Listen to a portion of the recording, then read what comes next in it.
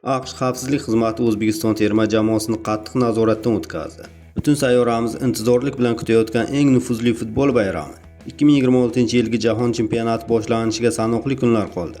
Biroq musobaqa arafasida tashkilotchi mezbon davlatlardan biri hisoblangan AQSh rasmiy idoralari tomonidan kuchaytirilgan xavfsizlik choralari, chegara nazoratidagi haddan tashqari uzoq davom etayotgan surishtiruvlar va tekshiruvlar bir qator mamlakatlar milliy terma jamoalari uchun kutilmagan noqulayliklarni keltirib chiqarmoqda. Global sport jamoatchiligi o'rtasidagi eng katta bahs va muhokamalarga sabab bo'lgan voqealardan biri afsuski O'zbekiston milliy terma jamoasi delegatsiyasi bilan bog'liq bo'lib turibdi. Dunyoga mashhur nufuzli ESPN telekanalining taniqli jurnalisti Luis Carlos Largo ijtimoiy tarmoqlarida maxsus video lavha joylashtirdi. Ushbu videoda O'zbekiston Nyu-York shahrida Niderlandiya terma jamoasiga qarshi kechgan so'nggi nazorat bahsi oldidan maxsus o'rgatilgan xizmat itlari va zamonaviy metal qidiruv qurilmalari yordamida o'ta sinchkovlik bilan tintuv qilinayotgani aks etgan. Ushbu tasvirlar ijtimoiy tarmoq foydalanuvchilari va millionlab o'zbek futboli ishqibozlarining keskin e'tirozlariga sabab bo'ldi. Ko'pchilik muxlislar sportchilarga nisbatan bunday munosabatni mutlaqo ortiqcha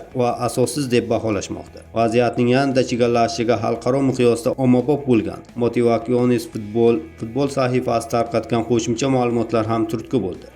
Unda qayd etilishicha, O'zbekiston milliy terma jamoasi oddiygina nazorat o'rtoqlik uchrashuvi uchun ham AQShda misli ko'rilmagan darajadagi qattiq va sovuq xavfsizlik protokoliga ro'baro kelgan. Hattoki Nyu-Yorkdagi aeroport xavfsizlik xizmati ofitserlaridan biri terma jamoa rasmiy vakiliga o'z shaxsiy yuklari va sumkalaridan uzoqroq masofada turishni qo'pol tarzda buyurgani aytilmoqda. Hozirgi daqiqaga qadar Xalqaro futbol federatsiyasi, O'zbekiston futbol assotsiatsiyasi yoki AQShning tegishli davlat rasmiy idoralari yuz bergan ushbu bahsli holat yuzasidan hech qanday rasmiy munosabat yoki bayonot berishgani yo'q.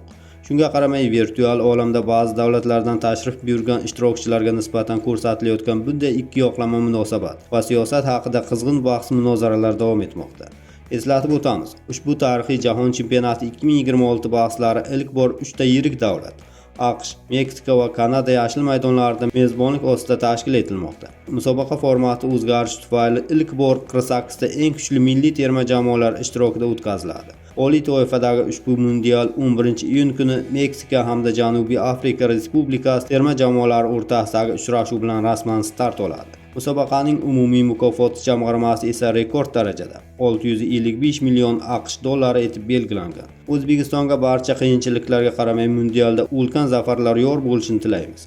Jahon chempionati kundaligi O'zbekiston terma jamoasining okean ortidagi tarixiy yurishlari va musobaqa atrofidagi eng shov-shuvli eksklyuziv yangiliklarni hamisha Futbol yangiliklari kanali orqali biz bilan birgalikda kuzatib boring.